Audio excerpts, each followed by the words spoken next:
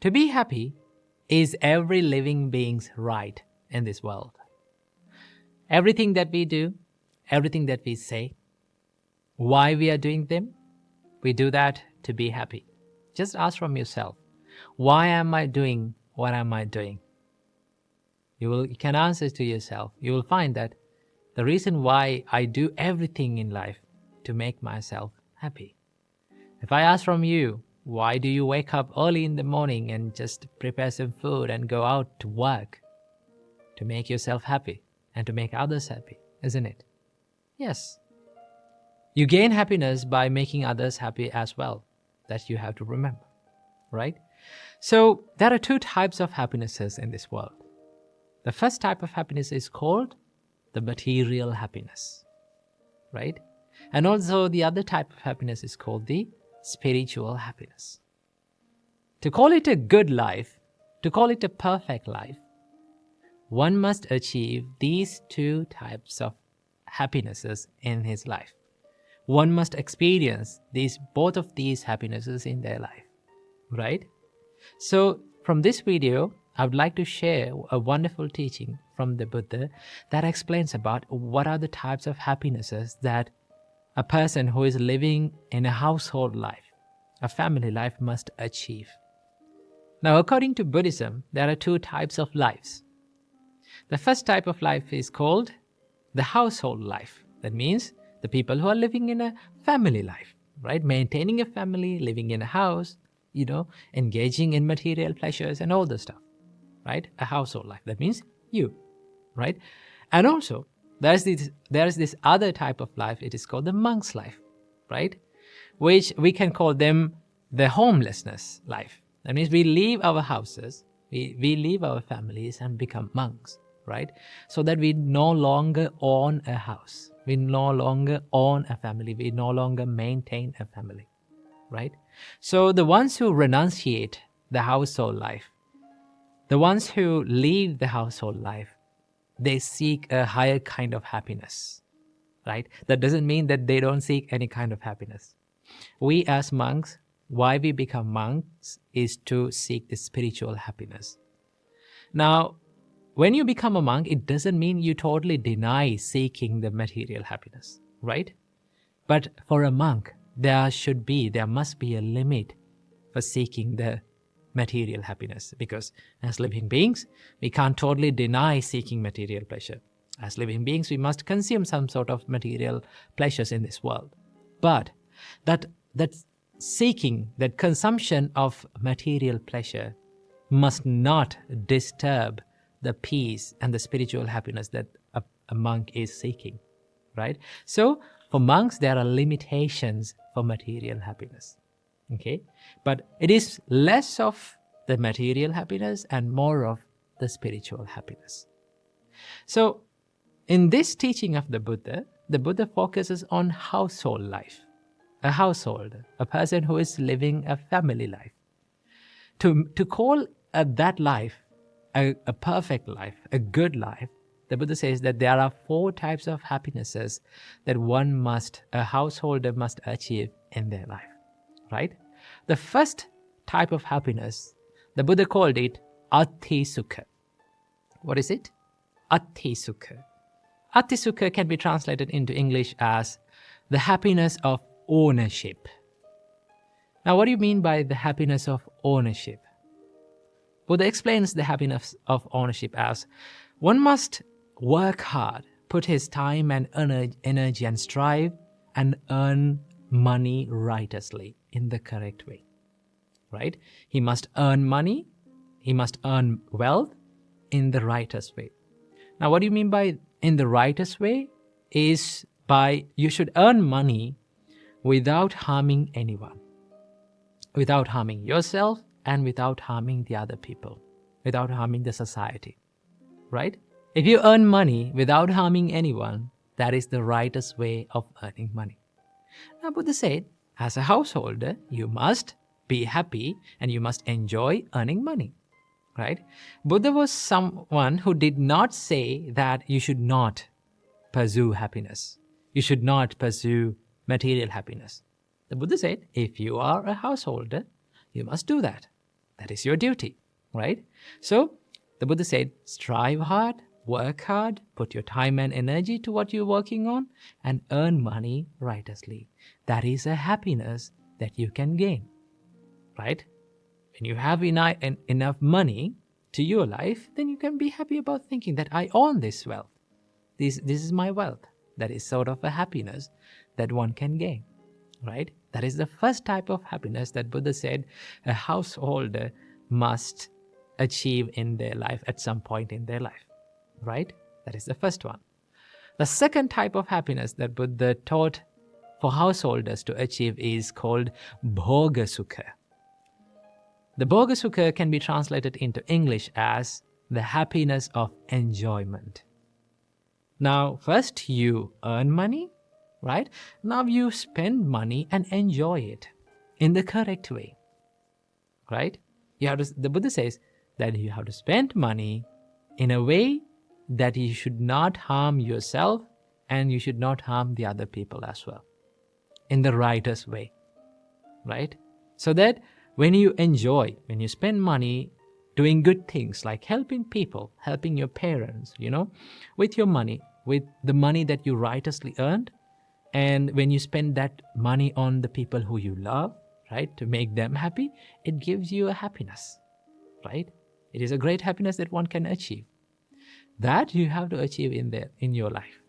Okay, so the second type of happiness the Buddha taught to achieve is called the Bhoga Suka, the happiness of enjoyment. The third type of happiness that Buddha taught us to enjoy in the life is called the happiness of freedom from debt. That we called Anana Suka. Anana Suka is the happiness of freedom from debt. Now, when you are free from debt, let's say you don't have any loans or any debt to pay, right? You're financially free. Then how much freedom that one can feel, right? You feel freedom, you feel a happiness that I'm no longer in debt to anything, right? I don't have any loans to pay, I don't have any debt to pay, so I'm financially free. That is a happiness that a householder must achieve in their life, right? That is a great happiness that one must achieve. The freedom, financial freedom, right? This is the third type of happiness. And then the fourth type of happiness, this is the most important thing. This is the most valuable happiness that a householder must achieve in their life, according to the Buddha. Buddha said, the fourth type of happiness is called Anavajja Suka. Anavajja Suka means the happiness from blameless life. Now, what do you mean by a blameless life?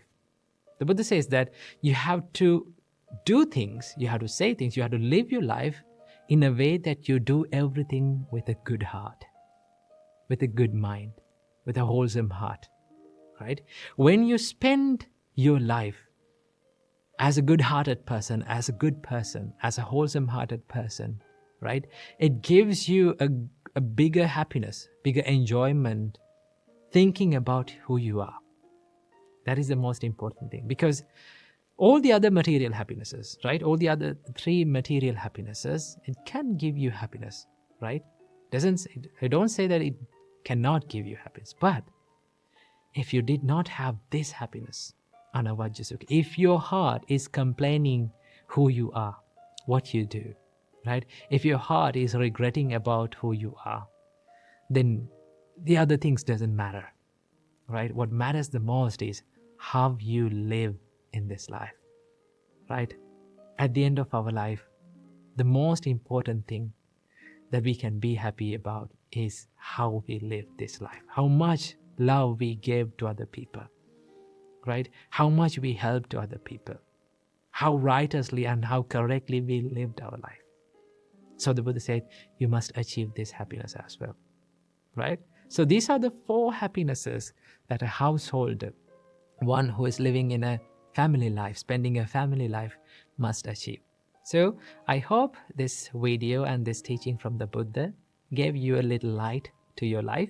So I wish you all, may all of you be able to achieve all of these happinesses in this very life. Namo Buddhaya. Welcome to yet another episode in Inner Guide Q&A program. In life, when we are dealing with people, sometimes we get into arguments with them. Sometimes people may accuse us for so many mistakes, maybe the mistakes that have been done by ourselves, and also for the mistakes that has done by others also. So, when we are in an argument, sometimes we may face those arguments in an unsuccessful way. If you face an argument in an unsuccessful way, you may hurt yourself as well as you may hurt the people who are complaining you. So today we are going to find out how to face an argument and how to deal with an argument when you're being accused. So today I need to share 2 useful tips that you need to practice in your life to win an argument without hurting others as well as without hurting yourself. This great advice was given by our great Arahant Sariputta. He was the chief disciple of our great teacher Supreme Buddha. So he was the great person who gave us this great advice. Our great Arahant Sariputta says, if you have been accused by someone, if you are in an argument, you need to practice these 2 tips. Number 1, first of all, you got to be cool. You need to stay cool always. It means you should not be angry. Because whenever your mind is covered or controlled by anger, Supreme Buddha taught us, if you speak out of that anger, your words are evil. So the evil words may hurt yourself as well as to the others. And if you act out of anger, those actions will be also evil. So those actions will cause damage for others as well as for you. So first thing that you have to do when you have been accused is to be cool, to be patient, right? Don't be panicked. Don't act out of anger. You need to control your emotions. If you can control your anger, you are a great person. Because many people in this world, they cannot control their anger. They just let the anger to pass out of them. They act in anger, they speak out of anger. Don't let that happen to yourself. Because anger is not something that you should be happy with yourself. Anger is a failure. Anger is a fault. And also remember, the people who are being angry always are weak. So you should control your emotions and you should stay cool whenever you are being accused. That is the first thing that you should do. And the second tip is you should always speak the truth. Now normally when we get into a trouble, when we are in an argument, when we are being accused by someone, normally people tend to speak lies, right? Because they like to escape from that problem by telling a lie. Remember, never ever lie in an argument. If something that has happened, if a mistake has happened by yourself, you need to say that I have done this. I admit this and I admit my fault and I will correct it. So you need to stay in the truth always, right? Never ever lie. Because sometimes if we lie in an argument, if we lie when we are being accused, we have to say 10 more lies to cover that, to protect that lie, to save that lie. If you tell the truth, right, you don't need to remember anything anymore, right? So if you speak the truth, You don't want to remember anything. Just you say the truth and let the things happen to yourself after telling the truth. Let it happen. Because bitter truth is better than sweet lies. So what you have to do, always speak the truth. Don't ever lie, right? So it will make a depression inside you, right? You need to remember everything that you said in that argument. So you need to speak this truth always. So these are the 2 tips to win an argument. Because if you speak truth, remember, the person who is accusing you may blame you, or you will get into a trouble in your life. But remember, after that argument, after that accusation, you will win the trust of that person. Because he may start to think, this person had the opportunity to tell a lie and escape from that problem, but he did not do that. And he will get that idea that you are a person who always speak the truth. So it is better to have the trust of the people around you. So what you have to do? You have to speak the truth. As well as, if you stay cool, people will like you very much, because no one likes to be with an angry person. No one likes to associate an aggressive person. Always people like to associate people who are very cool, people who are not getting angry very much. So what you have to do in your life, practice these 2 tips to win an argument. If you practice and if you master these 2 tips in your life, I am very sure that you can win many arguments, you can win many problems in your life when you are dealing with people, as well as you will win the trust of the people around you. We all know that it is really, really difficult to find our own mistakes and our own faults and correct them. But it is really easy to point out other people's mistakes and find other people's faults. This is one lesson that my parents taught me when I was a child. They said, "Son, when you point one finger towards others, there are 3 fingers pointing at you." Sometimes there are many mistakes in ourselves, but we keep on finding other people's faults, other people's mistakes. But we all know that we should stop finding faults in others, but it is really difficult. Why is it difficult? It is because of this habit, the mental pattern of finding faults in others. Luckily, this is a habit which we can change, which we can take control and stop it. So there are a few things that we have to understand and we have to realize to stop finding faults on others and be more focused on ourselves. In Dhammapada, verse number 50, the Buddha says, "Na paresang vilomani, na paresang katakatang, attano avikeya, katani akatanicha." So this is how to be focused on ourselves. Once you realize that no one in this world is perfect, then it is very easy to understand about why they make mistakes and why people keep doing wrong things.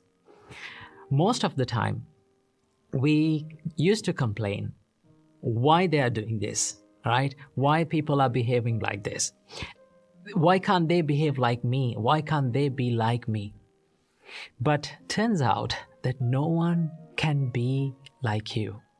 Do not expect people to be like you. Okay? People are people. People are different, one person to another, and that is what makes this human life and human world so much beautiful, because there is this vibrant difference between people. In each and every human-made thing, there is an error. So back in those days when we were learning physics, we used to calculate all the things and measurements, and when we are doing it, we calculate one thing that is called the human error. Okay, what is it? The human error. That means the nature of humans is that there is an error always. And that error is not a bad thing. It is not always a bad thing. Sometimes it is the most beautiful thing in this world. Okay? So understand that no one is perfect, and no one can be like you, and no one can behave according to all the way that you want. Because people are living in their own worlds, in their own lives. They have their own dislikes and likes. So they live according to those intentions and emotions. So we have to understand that no one is perfect in this world. And also understand that everyone is struggling in this life, right? There is this unsatisfied nature in everyone's life, isn't it? This is one thing that we have to understand. This is one of the major teachings in Buddhism. The Buddha says that realize that there is this unsatisfied nature in your life, right? Understand it as it is. And once you realize that there is this unsatisfied nature in your mind, you can relate it to other people as well.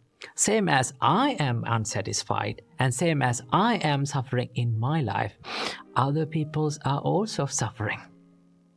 Other peoples are also struggling in their life. So they will make mistakes. They will do wrong things. So these are the things that we have to understand, just to not to find faults on others, but to rather be focused on our mistakes and our doings and non-doings. So understand these things. And also, there's one thing. Now, by saying this, should you forget all the mistakes that other people do and just focus on yourself? I would say no. Because there are people in your life that you should find faults. You should care about the mistakes that they do. They are the people who live closely to your life.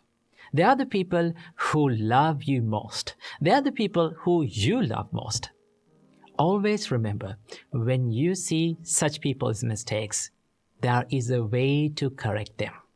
Okay? It is okay to find the faults on those people, but there is a way to approach them. There is a way to correct them. Do not choose the easiest way to correct other people's mistake. What is the easiest way? Using the anger and using the violence to correct mistakes on other people. This is not a productive way. If you truly love someone, if you truly care about other people's life, their life, you should approach them to correct their mistake in a more productive way. So you should think, what is the most productive way that I can correct their mistakes? Not to hold on to not to make them hold on to their own mistakes and keep on doing it. Not just to make them more stubborn on their mistake. So when you consider about that, you find the easiest way and you find the correct way to approach them. The best way to correct someone's mistake is to speak to them privately, not in publicly. Speak to them privately and just explain what mistakes that they are doing. Okay? And explain the consequences of the mistakes. And also, you have to praise and you have to appreciate the good things that they do. The more you see the good side and the bright side of the people, it is very easy to approach them and correct their mistakes. The more we see the negative side or the dark side of the people, here's one thing happen. You lose the ability to communicate. Because we are reminiscing and we just keep thinking about that or the negative idea or the negative point of that person and just forget about the strengths and all the abilities of that person that we can praise and we can appreciate. And by appreciating that, we can correct that little mistakes in them. So that is why just be more focused on the good side and the bright side of the people. So keep these points in your mind and live happily by seeing the good of other people and by seeing the wonder of this world.